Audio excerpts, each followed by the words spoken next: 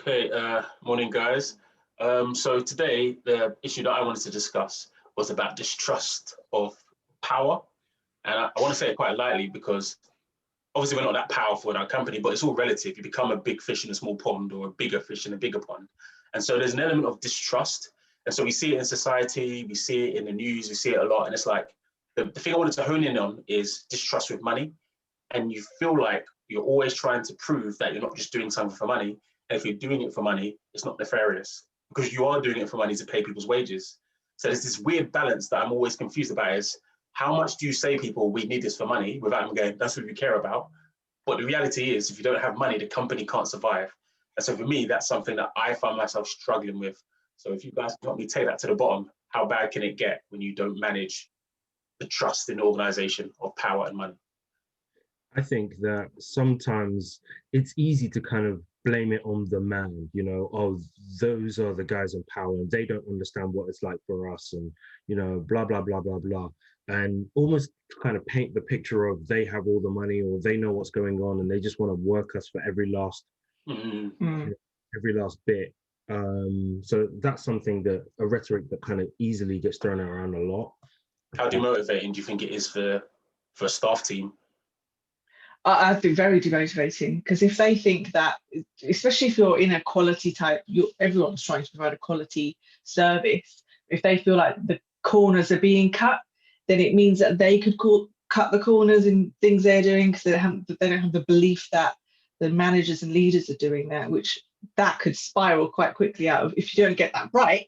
People are like, well, I'm going to do what I'm going to do because they don't care anyway. All they're doing is lining their pockets. And we hear that all the time. Yeah, exactly. Our friends will say it about their managers. We've heard that in our industries. Yeah, getting back in the government and everything, isn't it? As soon as you hear money's involved, you just assume the person in power's got something horrible they want to do. Yeah, that they live in some fancy mansion. And we do it with our politicians constantly, exactly what you just said. We do it with everybody that's above us. Ironically, you see those other groups, I can't remember what they're called, Ponzi schemes, where that's all they do is they throw the money, but they sell you the dream that you can get the money too. And it's like, if you can't show people them getting a share in it, don't show them the money at all, which is a weird slippery slope as well. Then you're always making promises about giving money, which you might not be able to do, which is why them Ponzi schemes are bad. I think that's a quite good example because there are a lot of situations where it's like stereotypes come from a place, right? There is something negative that has happened or people have seen happen before, and therefore they just assume it's going to happen again. So these things have happened in the past, or we've seen corruption at whatever scale, and then now you just assume that, okay, well, they're all corrupt, they're all out to get us. And they're all kind of working us for their own profit. It's like people are lining their pockets. Like you can't just turn that off. You're like, actually, that person's clearly trying to make a buck out of this. Like, as much as that's the case, and we want people to trust the managers and leaders. Sometimes the question should be being asked, and there should be those things in place to check that. But if they're not looking for the money, then first of all, they're not going to appease their shareholders, and also, how are you going to pay your team if they're doing stuff without money in mind? As if it doesn't matter. It's that line, I guess, really, isn't it? And this discussion is done, I think, on the assumption that we would be on the right side of that line. Well, the aim is how to be on the right side of that line, because if you go too soft one way, you're going to have people doing a whole lot of tasks that bring in no money but feel good. And if you don't go that way, then you've got people not wanting to do anything because all you care about is money. It's hard. It's a perfectly balanced ecosystem, unfortunately, and people can't see that. We can't always see that, but you're in it, you can't see it. So how do we take it to the top? How do we fix it? What do we do? What are the solutions here? Openness. It's got. I suppose you want to show people what you're spending money on, why you need to spend it on that, your business plans, your strategy, and so it can be scrutinized and people can ask questions. Does that include the money of the people of the higher, the managing staff and because you can show them what the money's for in terms of in the team, but are you going to show them the salaries and the money of the people you wouldn't? Oh, no, so there's that, how do you deal with that thing of, oh, thanks for showing me what you invest in the company, but where's the rest of it? So I think Jankee is right in terms of openness. You're not necessarily going to sit everyone down and say, okay, here's what he earns, here's what she earns. The person sitting next to you, they do the same job as you, but they're earning more than you, all of that. Like, but you can have a level of openness and say, you know, staff as a whole earn this much.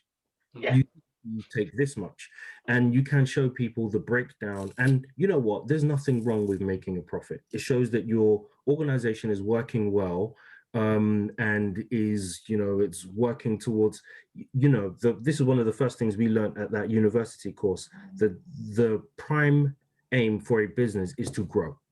Yeah. Is to grow, is to increase in size, is to make profit, essentially. And you know, if you are making profit, then maybe you can look at ways to roll some of that onto your staff, in one way or another, in terms of bonuses, benefits, whatever, as any good employer would. But I think there is an area of openness that, you There's know, that balance with what you're saying as well, isn't it? In terms of balancing out, here are quality aims and what we're trying to achieve with that growth, but also without the money, we can't do that. And getting But that balance right is also, really tough. Go on. it's hard to be like, I can imagine if you're in charge of this company, it's making a ton of money. People do look after themselves, so you'd have to check yourself to make sure you're not actually leaning one way or leaning the other way, and that's incredibly hard to do that. So it's about putting people around you and in your inner circle that are going to check that and are going to ask the hard questions, like, are you doing this because it's actually going to increase the bottom line by this much, which means you're going to receive this profit, or, you know, what are your intentions? So it's having those uncomfortable feelings is probably the right thing. How do you split that between the incentive behind wanting to start your own thing, apart from having your own vision and mission statement in life? Is that's part of the incentive of actually being brave enough to take that chance to go and run something or be in a role of responsibility. And so there's a balance there, which I guess that's, people don't care about that. So you're not telling or selling them that idea. But while you check yourself, you shouldn't make your whole reason for owning a business suddenly be less, what's the word, attractive. You still want it to be attractive, you're not to a run charity. a business and own it. Exactly. Yeah. But I think that goes back to being open and saying we want to make a profit. What Charlie said, the first thing about owning a business. Think, as we approach the wrap up of I guess, should you care what people think in terms of the message you give out, or just do what the business needs are and say what you want to achieve? I think there's a balance. At the end of the day, people are always going to talk, and the favorite thing to talk about, in a way, is kind of like you're casting off the blame. So you talk about the higher ups. It's just going to happen. You could be the best employer in the world. Someone somewhere is going to have an issue with you, and they're going to say, "Oh, you know, they don't care because blah blah blah blah blah." So some of it, you kind of just got to let it roll off your back, but not all, obviously. I think you need to keep an eye on what people think.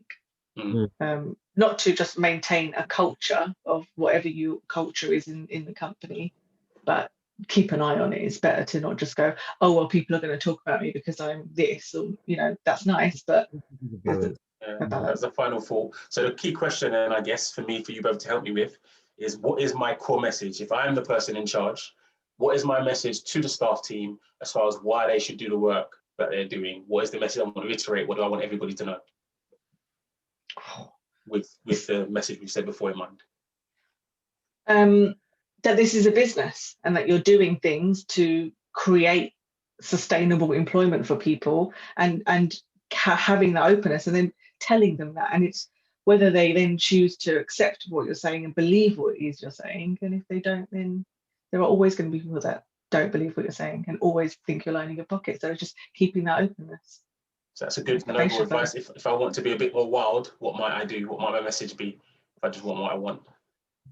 You got to tell people, look, if you don't do this, we're all out of a job. Everyone's getting home. You know, so either you do this or we pack up, we go home, everyone goes broke, we go under, end of story.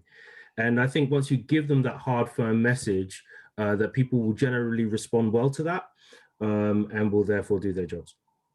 Okay, so that's interesting. I have to pick between those two. I think threatening everybody to that the job's over could work, but maybe that openness, and then you find out, hopefully, the people that stay with you and believe in your message are probably the people you want to work with anyway.